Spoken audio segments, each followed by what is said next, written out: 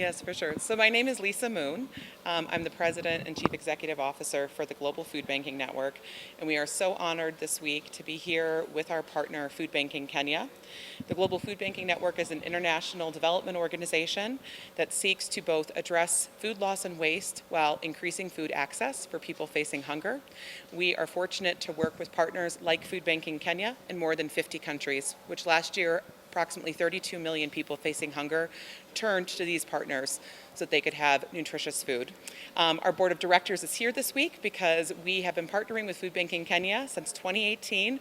We have learned so much from them about how to work with farmers to rescue fruits and vegetables that would otherwise be wasted, that instead can be redirected to people that are facing hunger. We're also taking a look at some of the other innovations this food bank in particular has pioneered, including really interesting things around solar dehydration so that vulnerable populations can have access to dry foods, and also looking specifically at new technologies that are going to allow people from across Kenya to access food.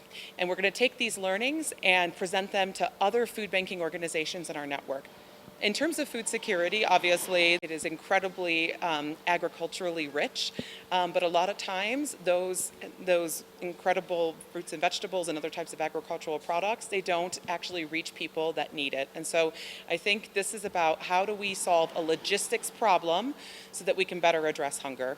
And like I said, I think from certainly on the African continent, or if we're looking at our partners in Latin America, South Asia, and Southeast Asia, Food Banking Kenya is one of the most advanced members in our network and is really looked to for the innovation it's bringing, especially in its partnership with farmers. Gabriela Cafarire, I'm the Middle East and Africa Associate Program Director. I manage relationships with food banks across the continent and really lucky to be here with Food Banking Kenya as they host the GFN Board of Directors, but also prepare to continue scaling their agricultural recovery program and other programs.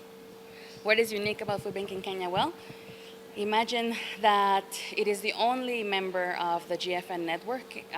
We have over 50 countries that are members, and Food Banking Kenya represents food banks that are growing in different counties that are hoping to rescue surplus product and redistribute to their communities. So I'd say Food Banking Kenya is a pioneer in this and really advancing on advocacy fronts, on partnership fronts, and really just building sustainability in the food banking system here. This is actually not the same program in other countries. There are a couple of other countries like Indonesia that are piloting the program, but this is the only country on the African continent that is piloting it at this moment.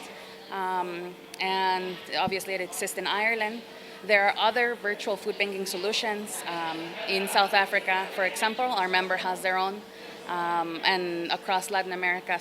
So really the idea is to rescue more product, whether it be small portions, farther away from a bricks and mortar warehouse, and make those connections to the beneficiary so that they can rescue and eat it. Very similar statistics. Globally and in Kenya, we say around 30% of the food that is produced is wasted. I'm coming from a very humble place and learning a lot from the farmers here. I mean, over 70% of